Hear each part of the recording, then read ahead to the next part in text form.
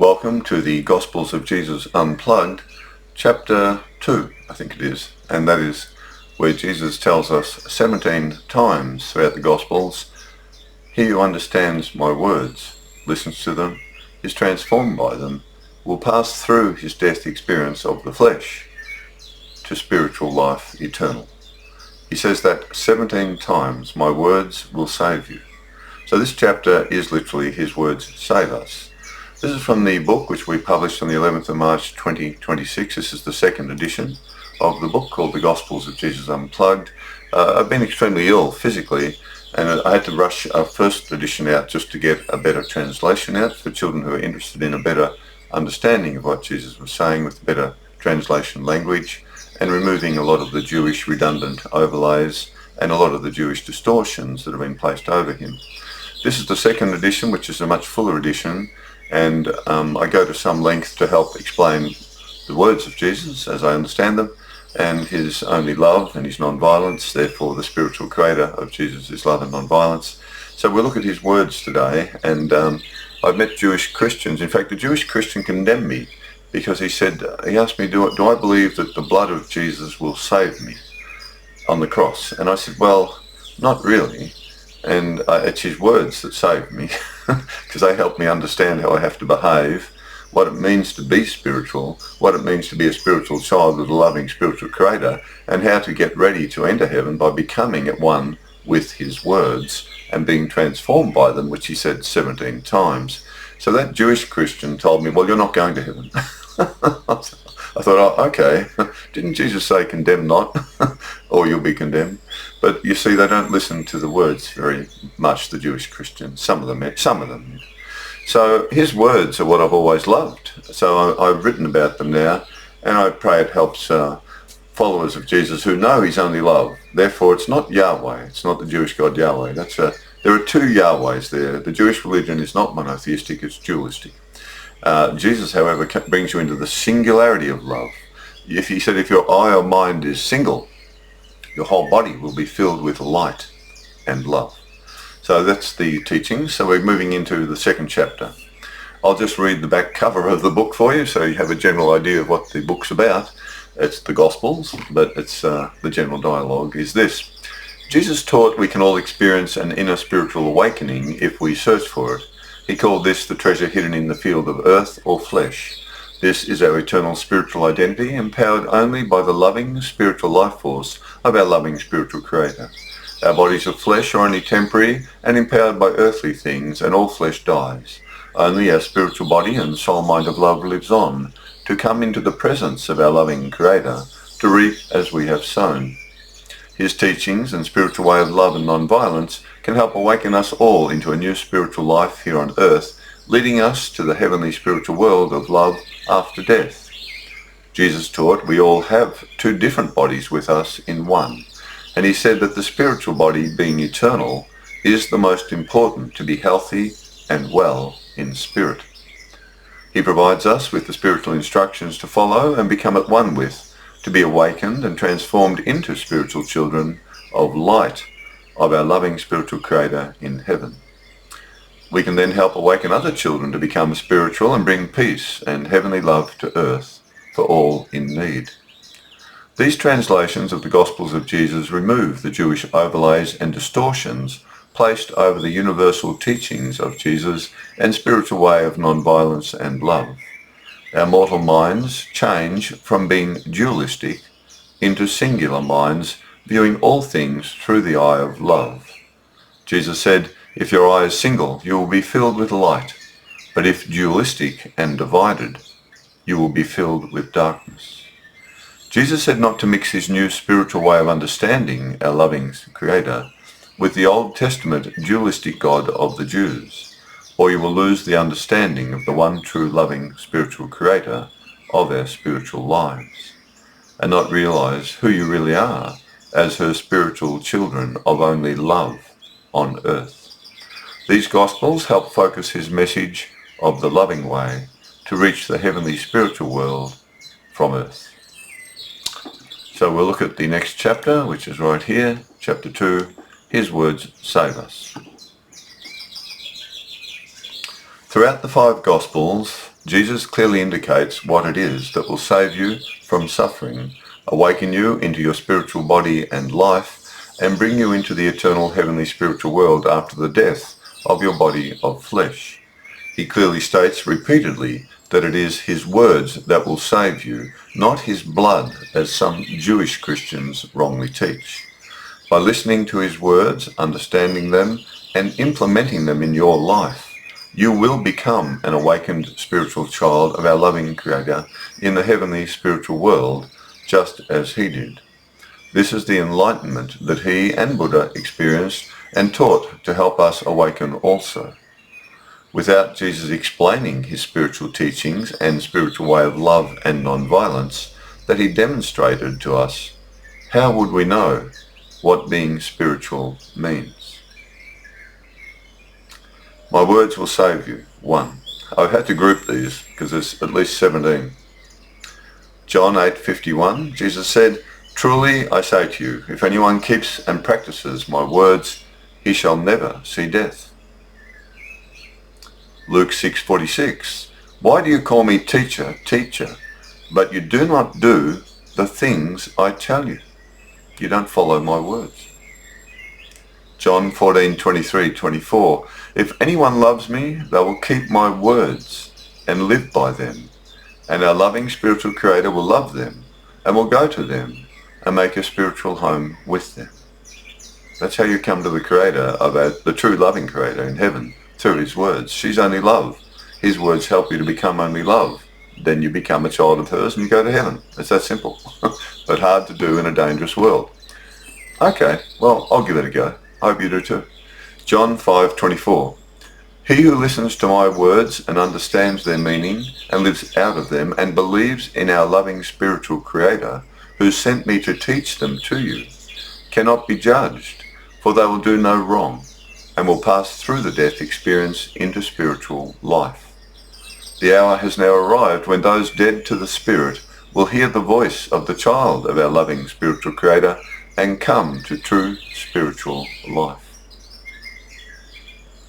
My words will save you too. John 6:63, Jesus said, "It is the Spirit who gives true life. The flesh profits nothing. The words I have given you, they are spirit and they are life."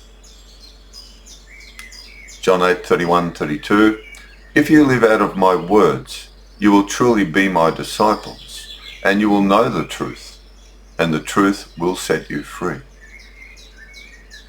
John 3:11-12, "Truly I say to you, we speak of what we know and testify of what we have seen, and you do not accept our testimony. If I told you of earthly things and you do not believe, how will you believe me if I tell you of heavenly things?" Thomas, saying 1, "Whoever understands the meaning of these sayings and teachings will not taste death." That's the Thomas Gospel, which thankfully they found. They dug it up in 1945. They found it in a jar. They tried to destroy it, the early church leaders, but thankfully, by the grace of heaven above, we do have it. It's very important. My words will save you, group number 3. Thomas, saying 19, Jesus said, "Blessed is the one who came to life before coming to life. If you listen to my sayings and understand them, these stones will serve you." John 4:13-14, Jesus said to the Samaritan woman, "Everyone who drinks of this earthly water shall thirst again, but whoever drinks from the living spiritual water that I shall give them shall never thirst again. And that water I shall give them shall cause a flow of spiritual water to well up inside them, lifting them up into everlasting life." Thomas, saying 108, "Whoever drinks from my mouth will become like me, and I shall be like that person, and what is hidden will be revealed to that one." Whoever drinks from my mouth, my words, takes them in. John 7:37-38, "If anyone is thirsty, let them come to me and drink. He who believes in me, from his innermost spiritual being will flow rivers of living spiritual water." My words will save you, group 4. Mark 10:45, Jesus said, "For the child of our loving spiritual Creator did not come to be served, but to serve others, by teaching many how to be set free from sin and dedicate his life to bring this about, like a ransom paid to release someone from captivity. John 15:3. You are already clean and free of sin because of the words which I have spoken to you. Now clearly that's in direct contrast to what this Jewish Christian told me, isn't it? He hadn't even died on the cross, and yet he's telling the disciples, you're already clean because of the words I've spoken to you. You understand them now. You realize how you have to behave. You're now clear of sin because you realize you must be a child of love. It's his words, not his blood. If you live in spirit with me and my teachings and my words live in you, ask whatever you desire and it will be done for you. That's John 15:7. The sower of the seeds. Now here Jesus is literally talking about sowing his words in people's minds and the different reactions to that, receiving those words. Matthew 13:1-23. Jesus said, my words are like spiritual seeds, and I am the sower of those seeds. When anyone hears the words of spiritual life, but does not understand them, the evil one can come and easily snatch them away from within their hearts and souls, preventing them from believing and being made whole in spirit. These are the ones where the seeds fell by the pathway. Those who receive the seeds on stony ground initially receive the words with great joy, but they have no deep belief within themselves, so endure only for a while. For when the challenge of suffering and persecution arise in their spiritual life because of the spiritual way, they are not strong enough in spirit and abandon the way. Those who receive the seeds among the thorns are those who listen to the words, but the cares of this world and delight in material riches smothers the words, and their spirit does not grow to maturity and are unfruitful. Those seeds sown on good soil are those who hear the words, believe them, hold fast to them, understand them, and patiently bring forth spiritual fruits, some 100-fold, some 60, some 30. He who has ears to hear, listen correctly and understand my words.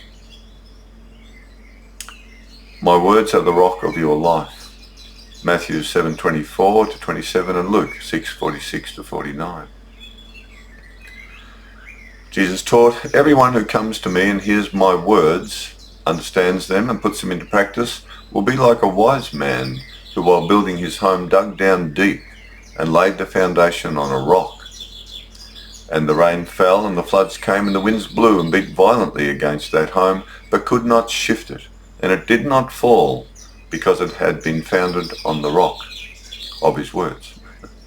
But everyone who hears these words of mine and does not understand and practice them will be like a foolish man who built his home upon sand. And the rains came, the winds blew, and the floods came and beat upon that home, and it fell down, and great was its fall. Author, the home that cannot fall is our awakened, eternal, spiritual body and soul mind of love, empowered only by the loving spiritual life force of our loving spiritual creator in the heavenly spiritual world that comes alive through understanding the words of Jesus. We have just read 17 independent sayings of Jesus that clearly state it is his words and teachings that save your spiritual life if you listen to them, understand their meanings, live out of them, and are transformed by them. It is his words and teachings that awaken you to who you really are, a spiritual child of our loving spiritual creator in the heavenly spiritual world of love on earth, just like him. Without them, you would not know how to behave as a spiritual child of our loving spiritual creator, so could not become her spiritual child. His words and teachings describe all the characteristics such as forgiveness, non-violence, compassion, generosity, equanimity, and love that must be present in us to bring our spirit alive as our primary eternal spiritual identity that we need to become at one with to be able to enter the heavenly spiritual world. If Jesus just died on the cross and shed his blood but said nothing. But we would have no way of knowing how to get to the heavenly spiritual world or who we really are as spiritual children of love. Our loving spiritual creator is only love. Spiritual words are the breath of life. We become spiritually alive when we breathe them in.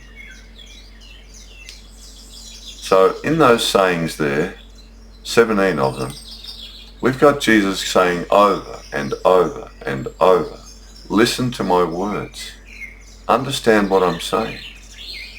And of course then there's all the other parables surrounding these little small, very important instructions. Listen to my words, and then he'll say a parable about the Good Samaritan or whatever it may be, the woman caught in adultery. He'll have a story to match the way we behave as spiritual children, but it's his words, you see. His blood on the cross is completely another matter altogether.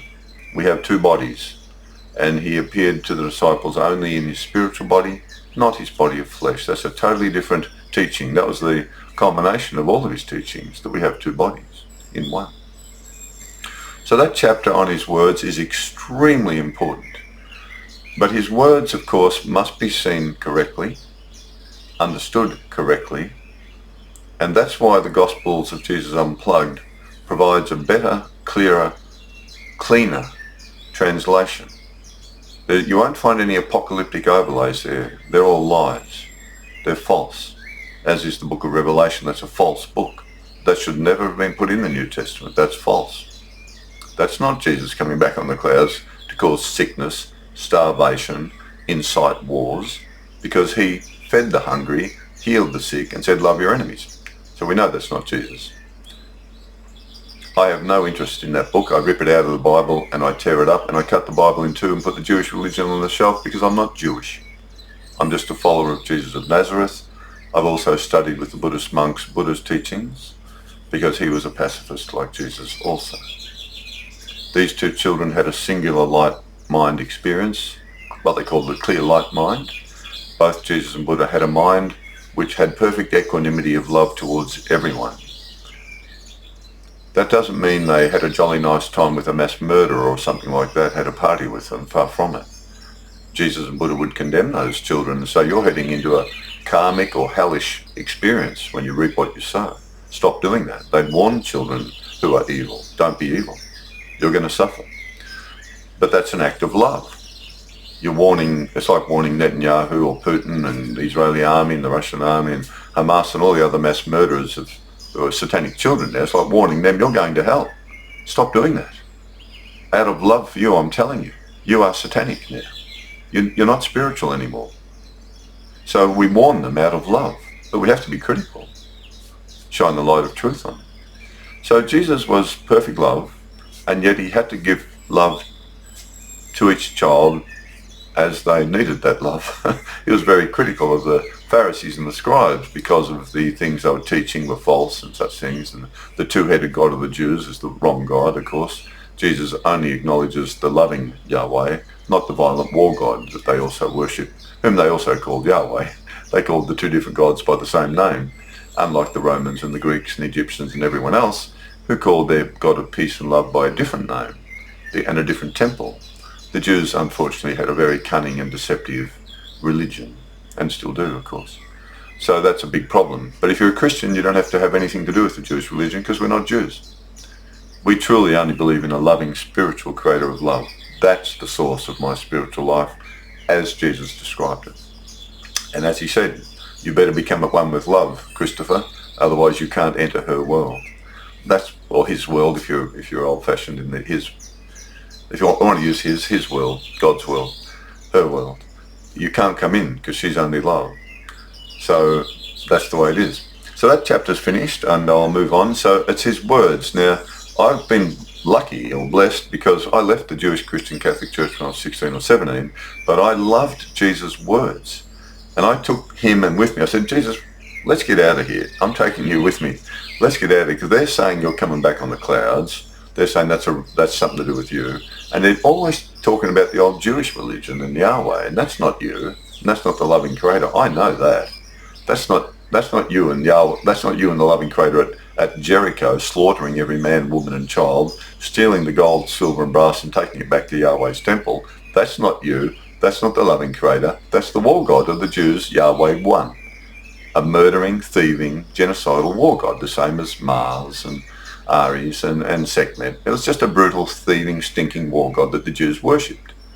But they had another god of love, as everyone else did, but they were cunning. They thought they'd have their cake and eat it too. So I left the Jewish Christian Catholic Church to be an independent follower of Jesus because his words are all I need.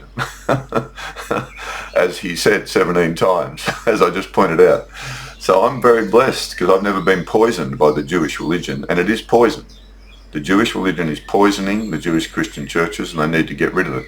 Get it out of all the Christian... That Old Testament book should not be in any Christian church in the world. And to have that Revelation book in there, that is a stinking piece of filthy slander about Jesus and the loving Creator of Jesus. That has to be just taken right out and burnt. That's the thing to destroy. So, yeah, cut the Bible in two and don't bring the Jewish religion into our church anymore. However, I'm just a Christian. What would I know? Okay then, there you go. His words save you. So I've once again just brought together those out of all the Gospels into a solid form. So you can see over and over and over and over and over. Look at his words, not the old Jewish religion. That's someone else's words. Forget about them. Look at his words.